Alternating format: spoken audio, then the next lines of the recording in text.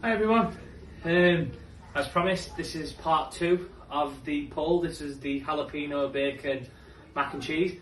This is a dish that's obviously a staple. Everybody knows what mac and cheese is, but this is my little take on it from like me developing the dish, and the easiest way to do it at home, where you don't have to make a white sauce, you don't have to make a roux, a bechamel, anything.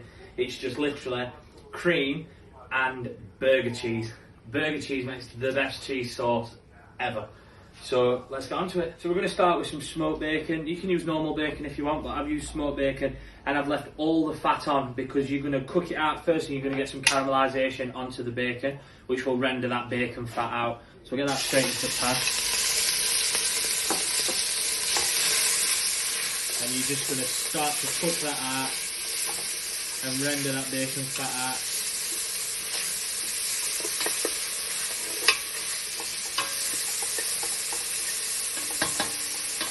While that's cooking, we're just going to slice an onion. It's not traditional to put an onion in it, I like it. So we're just going to follow in the grain.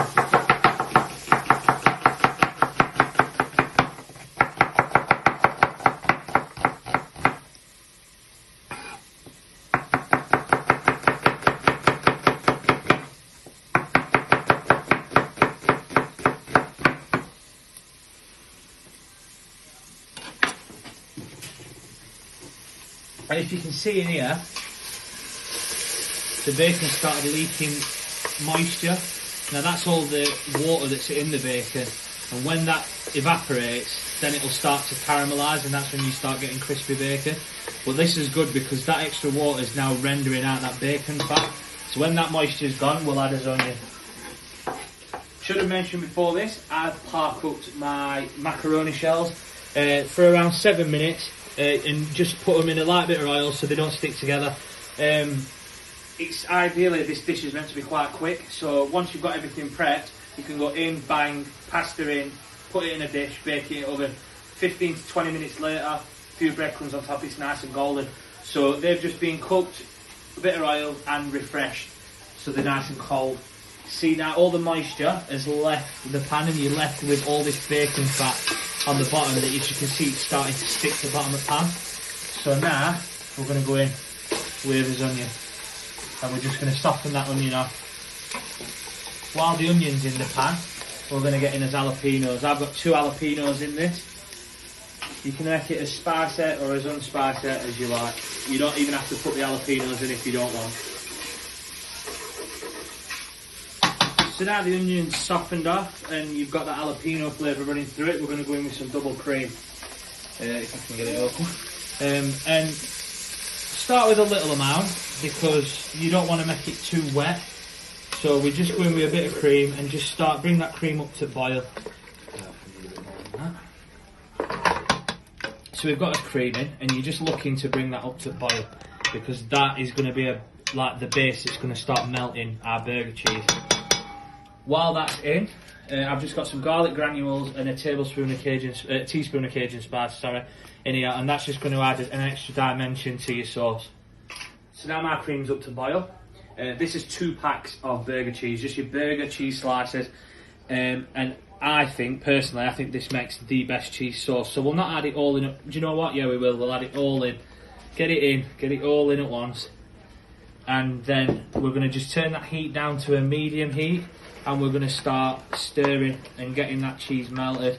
You don't want it to burn or stick, but you'll notice that as it melts, you'll get a really nice, glossy, thick cheese sauce. So now it's halfway melted. There's still some lumps in here, but as you can see, it's starting to look really nice and thick, and it's starting to take on that cheese colour.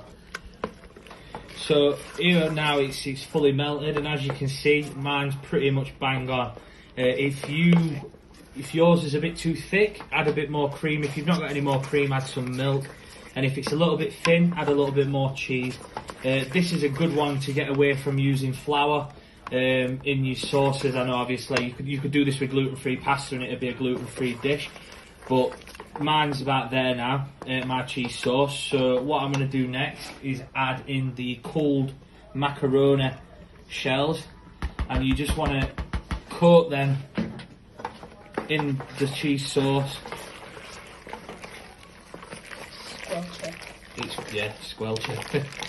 But as you can see, it's a nice cheese sauce. It coats well, and it's really tasty, really good. So now my mac's done. I've stirred my macaroni through. It's time to get it ready for oven. So I've just got a basic oven dish, and we're gonna put this in our dish.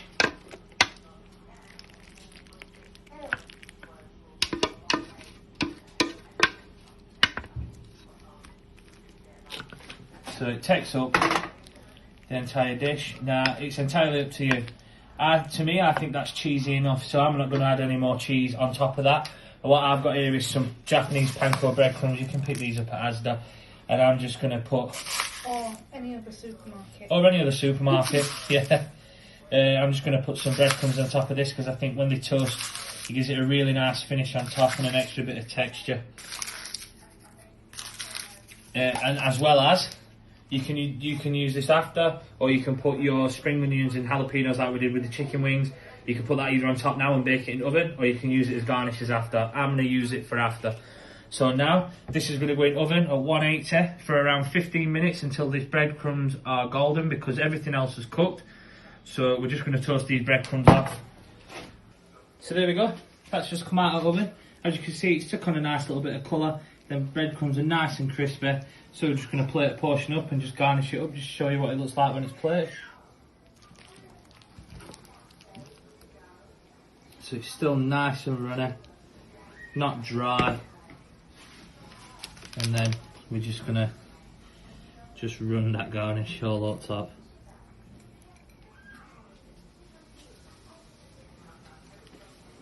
And that's it. So that's it. Jalapeno smoked bacon, mac and cheese, using burger cheese. And it's cracking.